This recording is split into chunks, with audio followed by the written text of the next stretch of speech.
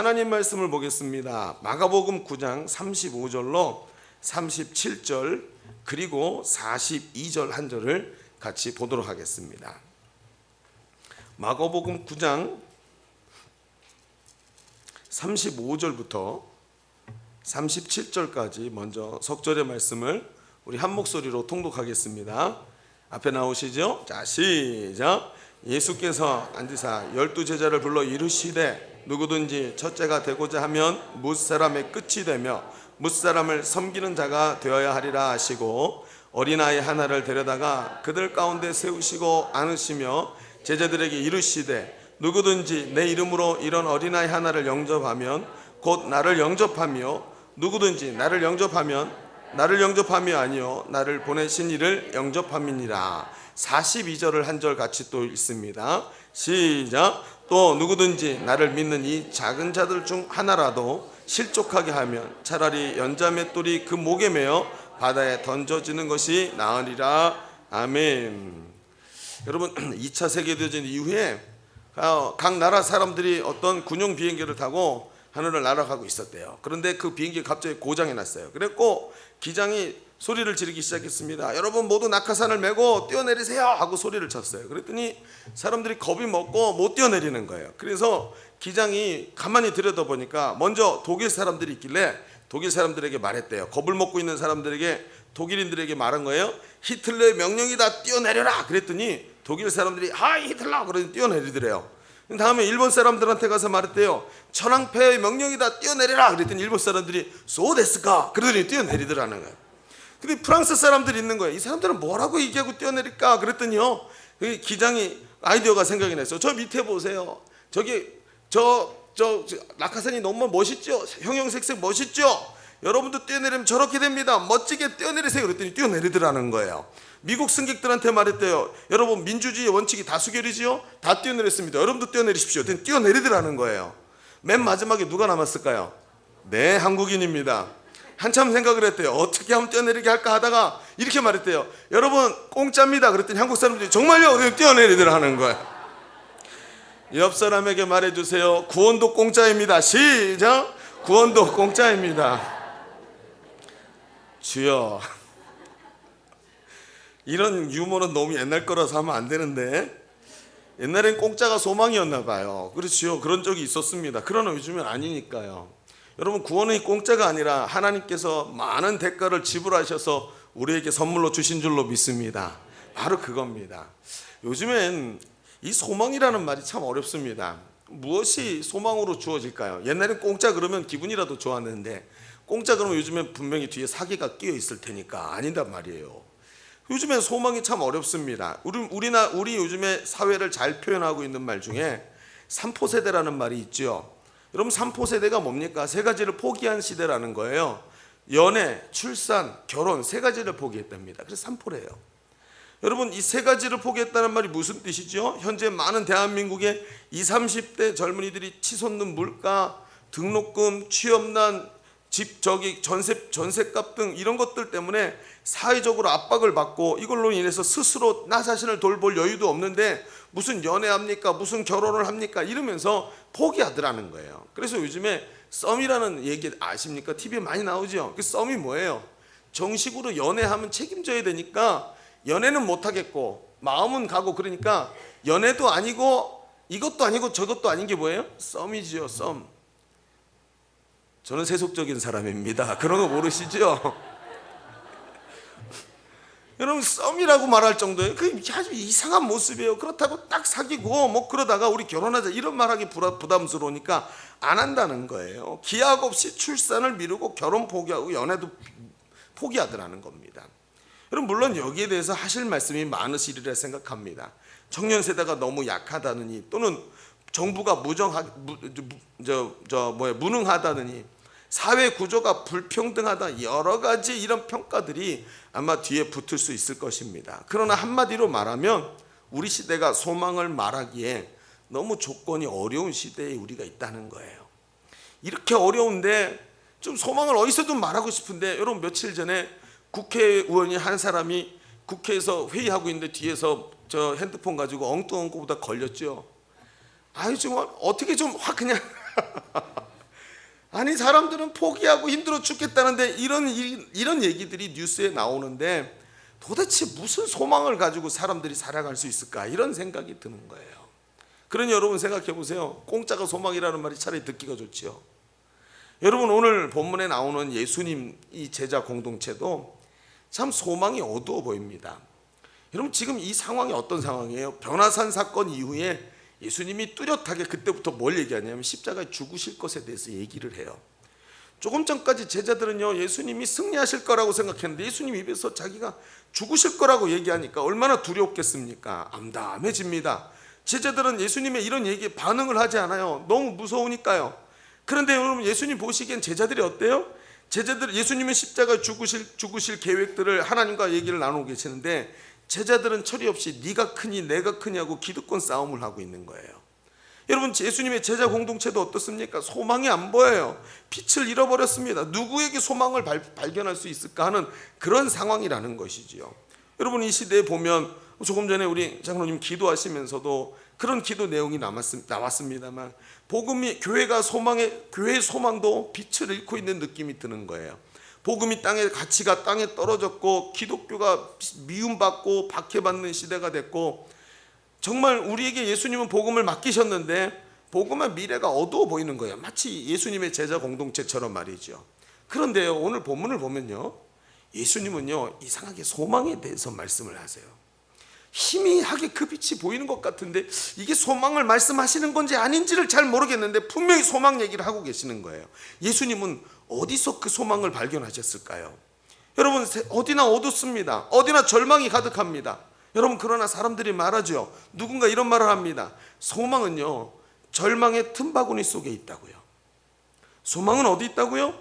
절망의 틈바구니 속에 있다고요. 예수님이 그 절망이 가득한 어디선가 소망을 발견을 하셨어요. 그래서 신락 같은 소망 얘기를 우리에게 오늘 본문에서 하고 계시는 겁니다. 아무리 봐도 못 찾겠죠. 한번 찾아보자는 거예요. 주님이 무엇을 소망으로 보셨는지, 이 암담한 곳에 소망이 어디 있는지, 예수님이 보신 소망은 무엇인지, 오늘 이 본문을 통해서 우리가 보고 있는 이 암담한 시대적 현실 속에서 우리는 무슨 소망을 얘기할 수 있는지, 한번 그런 얘기들을 오늘 짧은 시간 같이 얘기를 좀 진행했으면 좋겠습니다. 여러분 주보를 펴셔서 2면을 한번 보시죠. 주보 3면을 보시죠. 주보의 오늘 말씀의 제목은 소망을 일으키는 자입니다. 오늘 우리가 두 가지 메시지를 가지고 이 이야기를 나눌 텐데요. 첫 번째 메시지는 이렇습니다. 예수님은 제자들에게 작은 자를 섬기는 가치를 말씀하셨습니다. 작은 자를 섬기는 가치. 여러분 오늘 본문인 마가복음 9장은요 예수님의 변화산 사건으로 시작이 됩니다. 이 마가복음 9장은 굉장히 중요한 장입니다. 변화산 위에 예수님은 그 옷이 희게 빛나는 거룩한 모습으로 변모되시지요. 그리고 하늘로부터 온 엘리야와 모세와 더불어서 함께 이야기를 나누신다고 이제 마가복음 9장이 말합니다. 그런데 똑같은 장면이 어디 나오냐면 누가복음에 나와요. 근데 누가복음에 나오는 예수님은요 이 예수님이 무슨 얘기를 하셨는지 대화의 내용이 거기 나옵니다. 그 내용이 뭐죠? 예수님의 죽으심에 대해서 모세와 엘리야가 와서 얘기를 하는 거예요. 예수님 혼자 이 일을 얘기하고 감당하기가 어려우셨는지 하나님이 이 두 사람을 보내셔서 예수님과 이야기하게 만드시는 거예요. 그리고는 14절로 지나가면요 14절에 밑에 변화산 아래로 제자들과 함께 내려오시죠. 간질 걸린 아이를 치유하지 못하는 제자들을 꾸중하시죠. 너희 믿음이 어딨냐? 너희는 왜 사람을 보지 못하고 너희의 출세만을 보고 너희 자신의 능력을 보이려고 하느냐 하고 예수님이 그런 의도로 꾸중을 하십니다. 30절로 내려가니까 예수님께서 제자들에게 죽으심과 부활하심을 예고하시는데 제자들은 두려워서 반문을 못합니다. 무슨 뜻인지 이해를 못하는데요. 그리고 나서는 길을 지나서 가버나움에 도착하셨는데 제자들이 오는 길에 서로 누가 큰 자인지 자기들끼리 조금 있으면 예수님께서 이 대단한 능력으로 사람들을 모으셔서 나라를 혁명을 일으키시고 지금 로마의 압제에서 우리를 건져주실 정치적 메시아가 될 거라고 생각하고 있었단 말입니다. 그런데 이들이 이 예수님의 이 이야기를 들으면서 상황들을 보면서 이제 나라가 바뀌면 누가 예수님의 오른팔이 되고 왼팔이 될 것인가, 이런 이야기들이 벌써 제자 공동체에서 암묵적으로 흐르고 있었다는 것이죠. 그리고 누가 큰 자인가 논쟁을 하고 있는 장면을 보시는 거예요. 여러분 예수님 얼마나 답답하실까요? 그런데 예수님은 제자들에게 그런 제자들을 불러가서 친절하게 제자들에게 또 가르침을 주십니다. 그 가르침의 내용이 오늘 35절에 나오는 말씀이에요. 35절의 말씀을 함께 볼까요? 이렇게 말합니다. 예수께서 앉으사 12 제자를 불러 이르시되 누구든지 첫째가 되고자 하면 뭇사람의 끝이 되며 뭇사람을 섬기는 자가 되어야 하리라 하고 얘기하시는 거예요. 여러분, 제자들은 지금 큰 자 논쟁 중이었습니다. 제자들은 소망을 자신에게 발견하려고 애를 쓰는 거예요. 내가 큰 자가 되어서 너희를 다스려야 한다고 생각합니다. 우리의 소망은 나에게 있고 내가 앞에 서서 너희를 다스리면 모든 일이 잘 풀릴 거라고 생각하면서 이 어려움 중에서 소망을 자기에게서 발견하려고 합니다. 여러분, 이런 사람은 자기에게 실망하고 쓰러지기가 십상이지요. 여러분, 우리 시대에 사람들이 절망이 빠지고 잘 쓰러지는 이유가 무엇입니까? 왜 우리 시대 사람들은 이렇게 쉽게 자살을 결정하는 것일까요? 왜 그렇습니까? 세상이 정말 어려워서 그런 걸까요? 여러분, 이런 생각이 듭니다. 자기 자신에게서 미래를 발견하려고 하고 자기 자신에게다가 인생의 소망을 둔 시대예요. 여러분, 역사책을 펼쳐놓고 우리의 인문주의 서적들을 펼쳐놓고 한번 읽어보십시오. 이 세대만큼 자기 자신에게 소망을 두고 있는 시대가 없어요. 오직 자기 시대가 뭐죠? 자기의 먹고 마시고 자기의 미래, 자기의 가족, 내 자신의 영역, 직장, 안정된 수입, 그리고요 보장해주는 여러 가지 보험들. 오직 어디에 소망이 있어요? 나 자신에게만 소망을 둡니다. 그래서 스펙을 쌓아야 되고 자기 커리어가 중요하고 자기 미래가 중요하게 간주되는 거예요. 근데 자기에 있는 소망이 깨지면 바로 어떻게 돼요? 모든 소망이 다 무너지고 포기하게 되는 것입니다. 여러분, 이게 누구예요? 자기에게 소망을 둔 사람이에요. 가장 약한 것이 무엇입니까? 아침 저녁으로 조속간에 뒤바뀌는 자기의 마음 아닙니까? 가장 약한 것이 무엇입니까? 수도 없이 스스로에게 거짓말을 하고 스스로를 안위하는 자기 자신 아닙니까? 그런데 자기에게도 소망을 두고 살아가는 사람들이 많아지고 있다는 거예요.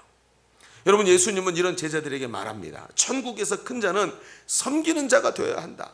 그리고 어린아이 하나를 앞에 세우시고는 제자들이 도저히 이해할 수 없는 얘기를 하시는 거예요. 뭐라고 얘기하십니까? 37절에 이렇게 말씀하세요. 누구든지 내 이름으로 이런 어린아이 하나를 영접하면 곧 나를 영접하며, 누구든지 나를 영접하면 나를 영접함이 아니고 나를 보내신 즉 하나님을 영접함이라, 이렇게 말하는 거예요. 여러분, 이건 굉장히 어려운 말입니다. 왜냐하면요, 당시 이 어린아이라는 존재를 앞에 세우셨는데 당시 헬라 문화권에서는 어린아이가 미숙하고 유치한 존재로 이해가 됐어요. 헬라 문화권에서는요. 그리고요, 히브리 문화권에서는 어떻게 됐냐면요, 어린아이가 방자하고 무분별하고 엄격한 교육이 필요한 존재로 이해가 됐어요. 게다가요, 어린아이가 어떻죠? 전쟁을 치를 때 전쟁에도 쓸모없고 노동을 해야 되는데 노동에도 쓸모없는 가치없는 신분으로 이해가 됐었어요. 이 시대예요.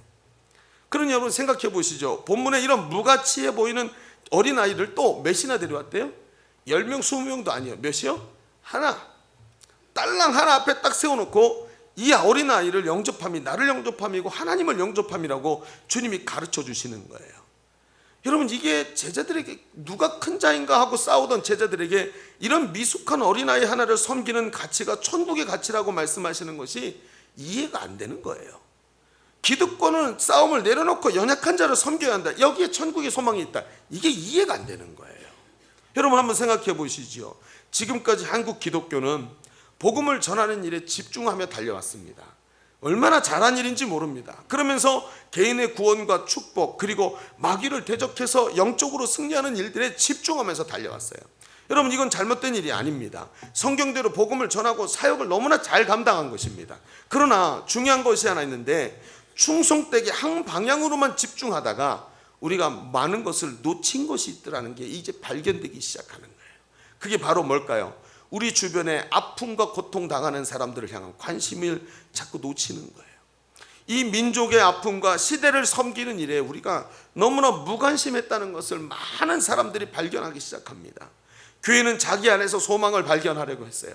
내게 가지고 있는 것이 예수 그리스도고 이것이 가장 가치 있고 고상한 소망이라는 것을 알고 있었기 때문에 여기 말고는 소망이 없다는 것을 알았단 말입니다. 맞는 말입니다. 그러나 이것 때문에 세상이 소외되고 세상과 담을 쌓았다는 거예요. 세상이 십자가 사랑으로 나오는 길을 막았고 세상 사람들이 교회를 이기적이라고 생각하게 만들었다는 거예요. 그런데 이상하게요, 그런 일이 벌어지고 나서 세상과 담을 쌓고 나니까 이상하게 우리 속에 소망과 비전이 점점 사라지는 거예요. 자기 안에서 소망을 찾으려고 하니까 자기 자신에게만 집중하게 되고 점점 회의감과 절망감이 교회 안에 팽배하게 들어오기 시작하더라는 겁니다. 이게 지금 우리가 바라보고 있던 현실이라는 거예요. 여러분, 지난 여름에 우리 교회 청년들이 제주도에 비전 트립을 갔습니다. 이게 뭐냐면 선교 비전 트립인 거예요.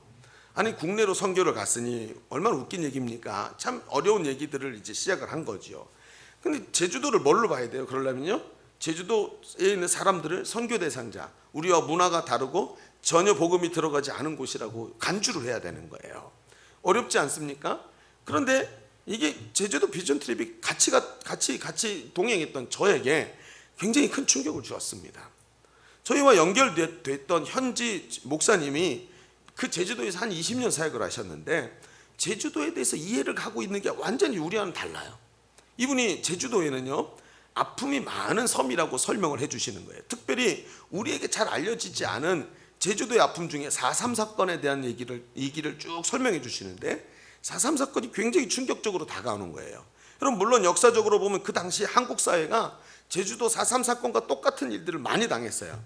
여러분, 여순 사건도 마찬가지고 광주 사건도 마찬가지고 다 똑같이 그런 같은 맥락 안에서 일어났던 일들입니다. 여러분, 그러나 그 많은 사건보다 더 중요한 게 우리 눈에 오는 게 있는데요, 그런 사건들로 인해서 깊은 상처가 우리 민족들이 깊은 마음속에 남아있는 게 보이기 시작하는 거예요. 여러분, 특별히 제주 4.3 사건은요, 실수로 이 일들이 발생이 돼요. 어린아이가 지나가는 경찰의 말에 밟히는데요, 그 말에 밟힌 걸 보고 사람들이 모여서 경찰에게 돌을 던졌는데 이것이 발단이 돼가지고 난리가 나기 시작을 합니다. 그리고는 사람들이 이 아픈 사람들 주변에 감정이 쌓이고 아픈 감정 주변에 친척들이 달라붙기 시작하고 친척들의 친구가 달라붙기 시작하고 하면서 이 감정에 골이 생기기 시작하고요, 그 틈을 정치 세력들이 파고 들어가서 점점 커지더니 나중에 봉기가 일어납니다. 제주도민들이 그 사건이 일어났을 때 둘로 나뉘게 됩니다. 소위 말하는 폭도와 진압군이라는 두 진영으로 나눠서 심각하게 대립을 하고 싸우고 죽이는 학살이 일어나요. 그런데 이 심각한 상태가 이르게 되고 이 사건이 수많은 상처와 학살을 남겨놓고 종료가 됩니다. 그리고 시간이 지나서 70년이 거의 다 돼가는 시간이 흐릅니다. 그런데 기가 막힌 건요, 그 제주도에 이 대립이 아직도 있는 거예요. 여러분, 피해자 가족, 그리고 그 피해자 가족과 조금만 연결돼 있다면, 그들의 친구라면 거기에 달라붙어서 거기서 같이 세력을 형성합니다. 거기에 같은 마음을 품습니다. 그리고 저 반대편에는 뭐지요? 상대편에는요, 순직한 공무원이나 순직한 경찰 가족들이 모이기 시작하는 거예요. 그리고 서로 둘이 대립을 해서요, 제주도 전체가 둘로 딱 나눠지는 거예요. 그리고는 어떻게 합니까? 일어나는 사건을 보면요, 사실 여부와 관계없이요, 감정의 한 덩어리가 됩니다. 또 이쪽엔요, 사실 여부와 관계없이 감정의 한 덩어리가 됩니다. 여러분, 앞에 어떤 팩트가 딱 주어지면요, 이 팩트를 해석하는 일이 완전히 다릅니다. 여러분, 이 상태가 벌어지면서 제주도가 둘로 딱 갈라져 있는 거예요.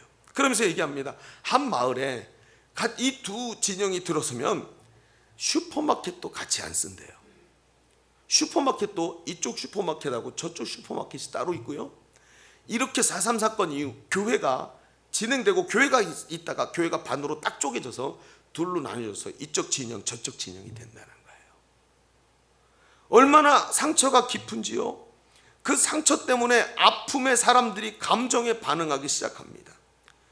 용서하지 못하는 감정 때문에 이런 사건이 계속 일어나는 거예요. 그러면서 외지 사람들을 거절하고요, 자기들의 아픔 주변에 똘똘 뭉칩니다.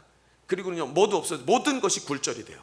모든 사건이 굴절이 되고 모든 사실이 굴절이 돼서 감정으로 철썩철썩 가서 달라붙는 거예요. 그런데 여러분, 이걸 바라보고 있는 저희 청년들과 제가 보면서 무슨 생각이 나냐면, 이 사건을 보면서 한국 사회 전체가 갖고 있는 대립과 충돌의 전체 모양을 보고 있는 것 같은 거예요. 똑같은 거예요. 감정에 휩싸여서 근거 없는 증오에 사로잡힌 사람들이 수많은 언론을 만들어 놓고 한 사건들을 계속 공격을 합니다. 한 사건이 일어났는데 한쪽에서 보기엔 이게 검은색이고 한쪽에서 보기엔 이게 흰색인 거예요.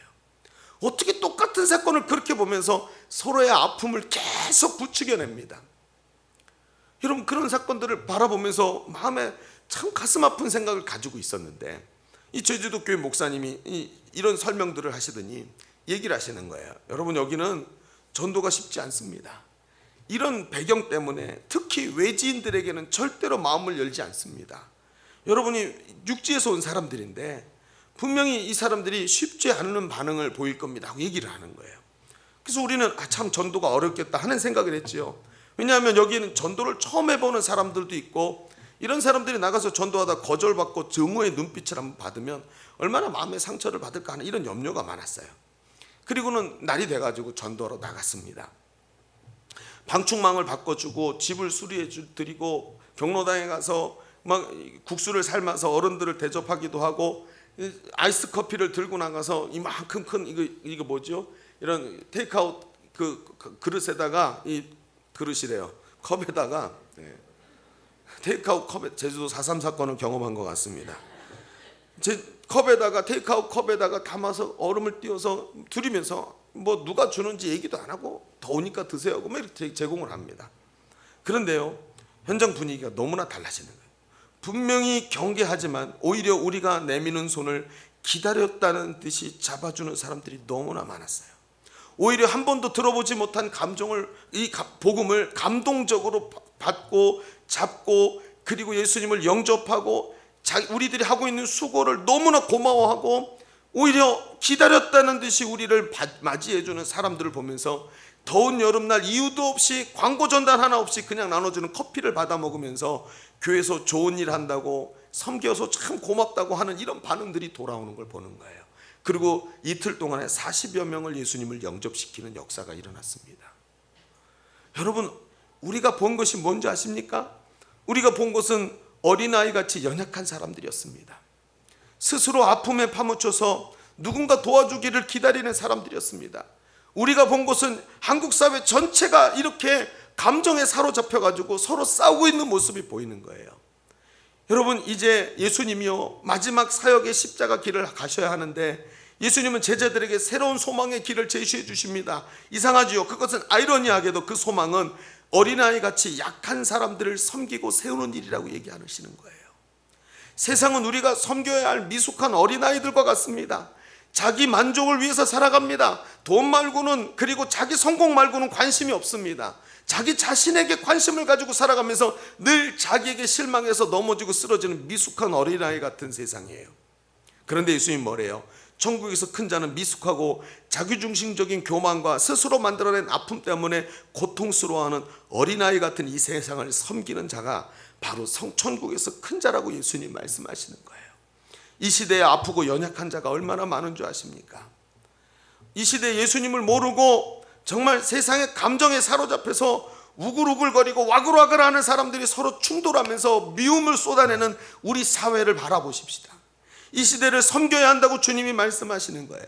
아픔이 가득하고 아픔으로 철저한 증오가 만연한 이 시대에 편을 가르기 위해 편을 나누고 싸우기 위해 편을 가르는 이 시대에, 여러분, 우리가 혹시 교회가 이 시대에 한쪽 편이 돼서 편승하고 있는 건 아닙니까?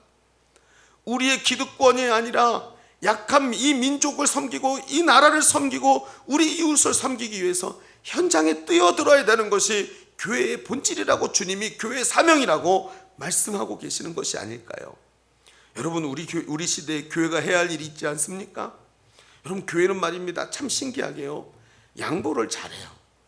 다른 건 모르겠는데 교회 안에 들어오면요, 우리는 서로 소통하고 서로 대화하고 같이 울어주는 일에 굉장히 능숙합니다. 그런데 여러분, 이 능숙함이 없어서 오해와 불신과 용서하지 못하는 곳이 어디예요? 세상입니다.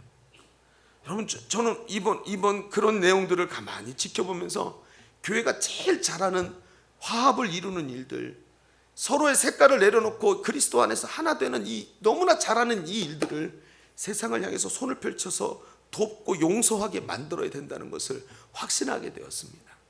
여러분, 교회가 우리의 아픔을 품을 수 있다는 거예요.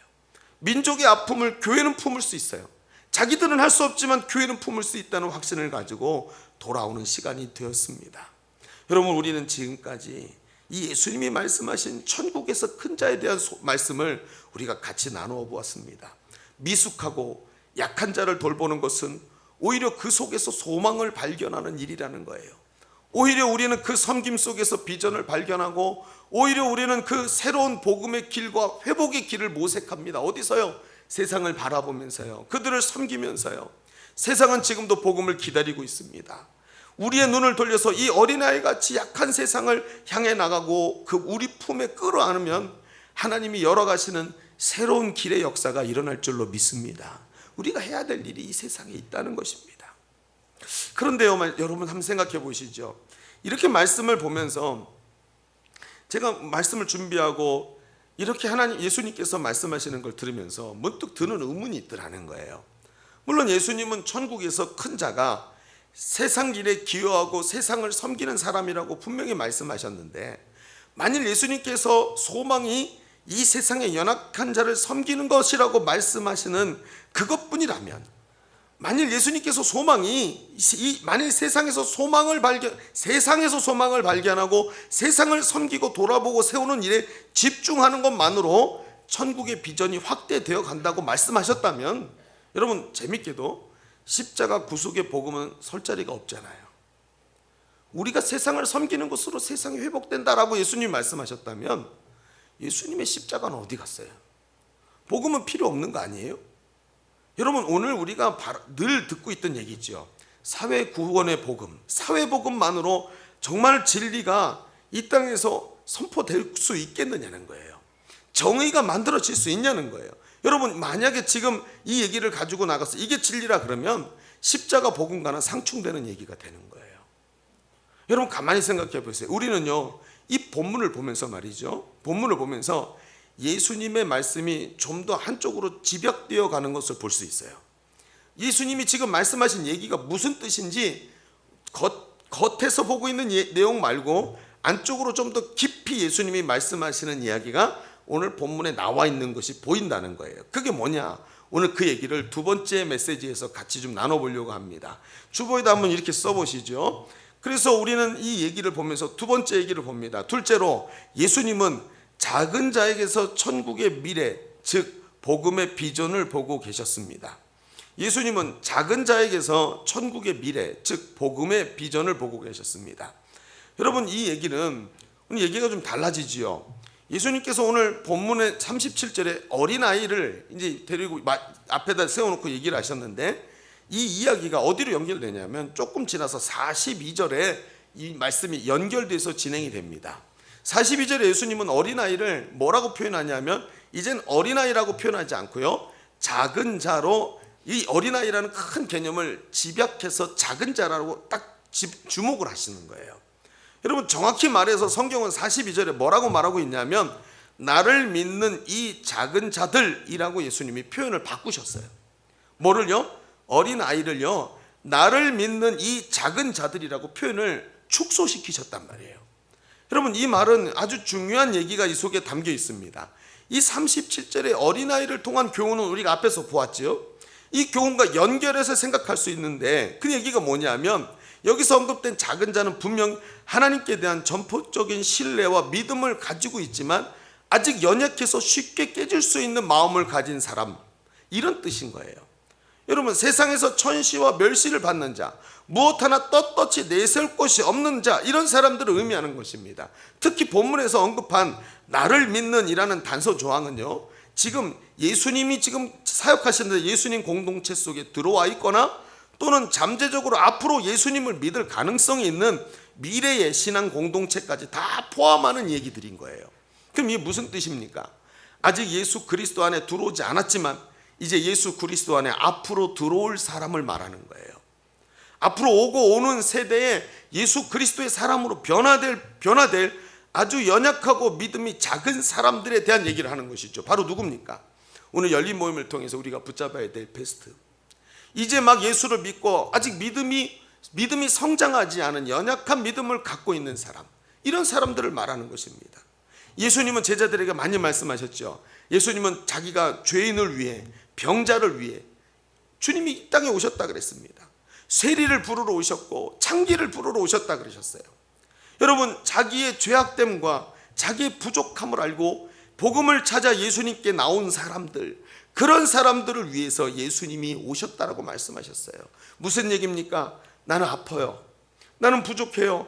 예수님, 지금 나는 당신이 필요합니다. 이렇게 말하는 사람들을 주님은 뭐라고 부르셨어요? 오늘 나를 믿는 작은 자들이라고 부르신 거예요. 여러분, 교회는요, 지금도 누가 많습니까? 신앙생활 20년씩 30년씩 한 사람들이 교회 많이 있는 교회는요, 결코 건강한 교회가 아닙니다. 소망 있는 교회가 아니에요. 여러분, 신앙생활 오래 하신 분들이 잘못됐다는 게 아니에요. 무슨 얘기죠? 젊은 사람들, 신앙이 어린 사람들이 많이 있어야 되는 것입니다. 여러분, 이런 교회 특징이 있습니다. 아무리 전도를 계속해서 새가족들이 계속 들어오는데 예배 인원이 안 늘어요. 왜요? 믿음이 없어서 예배 로테이션으로 나와. 예배 잘 안 나와요. 또 찾아가서 권면하고 세우고 그러면 억지로 나오고. 그러니 교회 등록 신자가 몇 명이에요? 전도한 사람들로 교회 등록 신자가 많은데 교회 나오는 사람들은 절반도 안 되는 거예요. 여러분, 이러면서 어떻게 해요? 이 사람들이, 새가족들이 계속 돌아가면서 나옵니다. 그게 어느 교회가 그래요? 우리 교회가 그래요. 아니, 등록 신자가 많고 교회 나오는 사람 많은데 신방 인원을 체크해보면 신방에 대해서 얼마나 많은지 몰라요. 근데 주일날 출석 인원이 적어요. 그런 있잖아요. 여러분, 헌금이 적을 수밖에요. 사람 많은데 헌금이 적으니까 재정적으로 쪼들리죠. 여러분, 이럴 때 타개 방법이 뭐죠? 자, 우리 경영적 측면에서 타개 방법이 뭐죠? 그렇죠. 믿음 좋은 11조 신자. 그러면 이건가요? 아니에요. 주님은 여기다 소망을 두는 게 아니에요. 이게 세상의 소망이고 재정적 소망일지 모르지만 우리 주님의 소망은 어디 있어요? 지금도 믿음이 연약해서, 아직도 주님을 만나지 못해서, 교회 나왔지만 믿음이 없어서 힘들고 어려워하는 그 사람들에게 주님이 소망을 두고 계시더라는 거예요. 여러분, 예수님에게 있어서 비전은 복음의 가치를 발견한 사람이었습니다. 예수님은 천국은 마치 밭에 감추인 보화와 같다 하셨습니다. 이 밭에 감추인, 자기 인생이라는 밭에 감춰졌던 보화, 즉 복음을 발견한 사람이요, 자신의 인생의 모든 소유를 팔아서 이 밭을, 인생이라는 밭을 사서 그 복음을 얻는 사람이라는 거예요. 지금까지는 어떤 희망도 없는 인생을 살던 사람들이 복음의 가치를 발견하는 것입니다.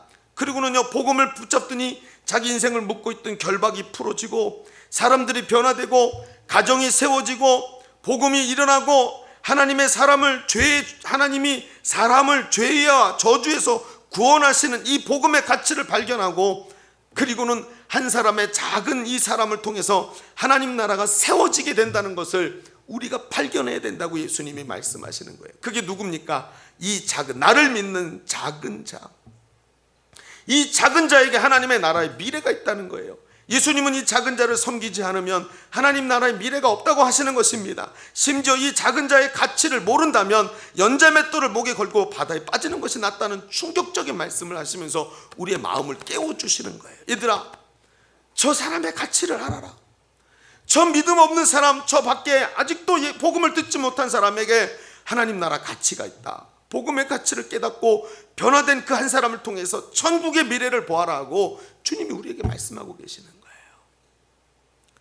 여러분, 혹시 이효령 선생을 아십니까?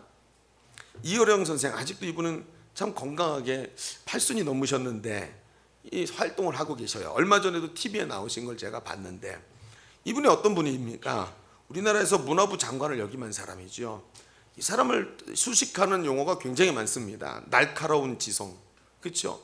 냉철한 언론인, 심지어 어떤 사람은 이 시대 최고의 지성, 이렇게 말을 해요. 50년이나 교수 생활을 한 사람입니다. 그런데 여러분, 이런 사람이요, 이런 가장 창조적 인물, 냉철한 이성, 이렇게 칭송을 받고 있다가요, 이 사람이 기독교 신앙을 굉장히 신랄하게 비판하던 사람입니다. 근데 이분이 이효령 선생이 2007년 7월 23일 날 자기가 예수 믿고 새로 태어났다고 선언을 해버렸어요. 이런 사람이요. 그리고 나서는 그가 지성에서 영성으로 라는 책을 출판을 합니다. 이 책이 얼마나 많은 센세이션을 일으켰는지, 예수를 믿는 사람이든 안 믿는 사람이든 이 책 때문에 많은 이야기를 합니다. 이 책에 이런 얘기합니다. 그는 이 책에서 자기가 어떻게 복음의 가치를 발견했는지를 말을 하는 거예요. 예수를 50년을 교수 생활을 하고 냉철하게 살다가 예수를 믿게 됐는데 자기 예수를 믿으니까 세상에서 얼마나 많은 비난이 나오는지 모른대요. 가장 큰 비난이 어디서 오냐면 자기를 잘 알던 친구들에게 오더라는 거예요. 조롱이 오더래요. 야, 그래서 너가 신을 발견했냐? 하고 물어보더라는 거예요. 그랬더니 이효령 선생이 이렇게 말했대요. 내가 신은 잘 모르겠는데 악마는 봤다. 악마가 어디냐? 내 앞에 서 있지 않냐? 내 앞에가 누구야? 너 아니야. 그런데 내가 악마를 보니까, 악마가 있는 걸 보니까 신이 있는 것도 보인다야. 이렇게 말을 했대요. 기가 막히죠. 정말 얼마나 말이 이 날서 있게 쫙쫙 뻗어 나가는지요. 이런 비난을 듣고 조롱을 듣고 심지어 제자들의 실망에 찬 목소리가 끊임없이 들렸대요. 어떻게 선생님 그럴 수 있냐고요.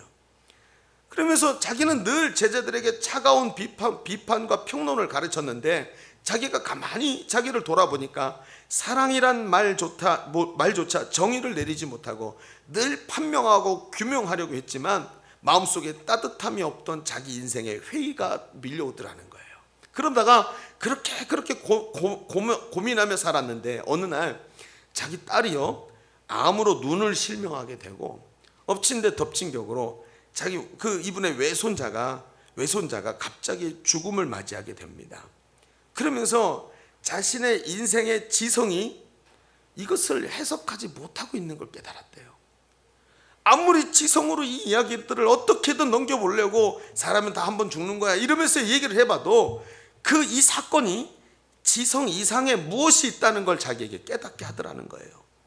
지성의 끝을 걷고 또 걸었던 그가 결국은 과학과 이성의 한계에 부딪혀서 그 이후에 결국 영성을 볼 수밖에 없었다. 이렇게 말을 하는 거예요. 무슨 얘기죠? 자기는 이렇게 말합니다. 이분은 이렇게 말합니다. 자기는요 영성은 지성과의 피나는 결투 속에 얻어진 것이다 하고 이야기하는 거예요. 나는 지성의 끝에서 너무나 고민을 많이 했는데 한 발자국을 옮기니까 지성에서 한 걸음 더 나가는데 거기가 뭐더라고요? 하나님을 만나는 영성의 자리더라는 거예요. 그분 이렇게 설명을 합니다. DNA를 연구하는 과학자들이 게놈 유전자 프로젝트를 만들었는데 그거를 해석하고 공부할수록 그들의 입에서 나온다는 거예요. There is something great 이렇게 말한다는 거예요. 그게 뭐예요? 거기에는 우리가 보는 것보다 더 위대한 게 숨어 있다. 여러분 인간의 DNA를 연구하는 사람들이 하는 말이 뭐예요? 하나님이 만드시지 않으면 이렇게 할 수 없다라고 자기들의 입으로 고백한대요. 여러분 물리학자들이 우주를 연구하고 우주를 수학으로 공식으로 해석을 하는 사람들이 우주를 알면 알수록 끝에 뭐라 그러냐면 우주의 창조자라는 창조주인 절대자에 대한 반문을 던질 수밖에 없는 자리로 간다는 거예요.